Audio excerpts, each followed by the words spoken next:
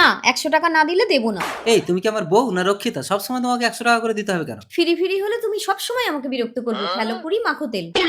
তোর ঘোড়ার ডিম ভাল লাগে না, আমি আবার বিয়ে করে আসবো। প্রথম এসো মধু। মিতা, প্রথম তুমি তো টাকা ছাড়া কিছুই চেনো না, তোমাকে প্রতিদিন 100 টাকা করে দিয়ে দেবো। বিছানা ছাড়ো, আমরা শোবো। চলো। সত্যি সত্যি যাও, আরে বেরো। কেমন মধু? না, তুমি জানো না সোহাগ রাতে বউকে উপহার দিতে হয়। ও আচ্ছা ঠিক আছে, এই নাও আমার মোবাইলটা তোমাকে দিলাম। ইস, এই পুরানো ফোন আমি নেব না, আমাকে নতুন আইফোন দিতে হবে। আচ্ছা ঠিক আছে, দেবো, চলো। সাথী তেরা প্যার হো যায়। এই কত বেলা হয়েছে, এখনো শুয়ে আছো? নতুন বউকে চাটা দেবে নাকি? দিচ্ছি। যাও চা করে দাও। ছোট চা। এত সকালে তুই আমার ঘুমটা ভাঙিয়ে দিলি। আহা মধু, তুমি ওকে মারছো কেন?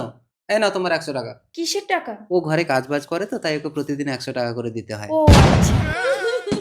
ছাড়ো, নিতে হবে না। এই আমি তো তোমাকে সবকিছু দিলাম, এবার তোমার সবকিছু আমাকে দাও। আচ্ছা বলো, কি চাও তুমি? তোমার অ্যাকাউন্টে যত টাকা আছে সব আমার অ্যাকাউন্টে ট্রান্সফার করে দাও। ও তো প্রতিদিন 100 টাকা করে চাইতো, আর এ তো পুরো অ্যাকাউন্টটাই খালি করে দিতে বলছে। ঠিক আছে, দিচ্ছি। দেখো গেছে? ঠিক আছে তো? ঠিক আছে। স্বামী, কি হয়েছে তোমার? এই শরৎ, মধু, আমার একটা কিডনি ফেল আছে, সার্জারি করতে 1 লক্ষ টাকা দরকার, দেবে? সরো, অত টাকা দিয়ে বুড়োকে সরাবো কেন? টাকা থাকলে কত ছেলে জুটে যাবে, আমি চললাম। মধু, ছোট,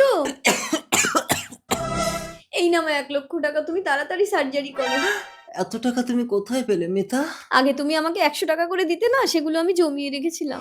আমার কিচ্ছু হয়নি মিতা, তুমি তো প্রতিদিন মাত্র 100 টাকা করে চাইতে, আর ওর সীমাহীন চাহিদা আমি কোনোদিনও পূরণ করতে পারতাম না, তাই বুঝতে পেরে প্ল্যান করে ওকে তাড়ালাম। কপালে যতটুকু থাকে ততটুকুতেই সন্তুষ্ট হতে হয়। আমরা যুগে যুগে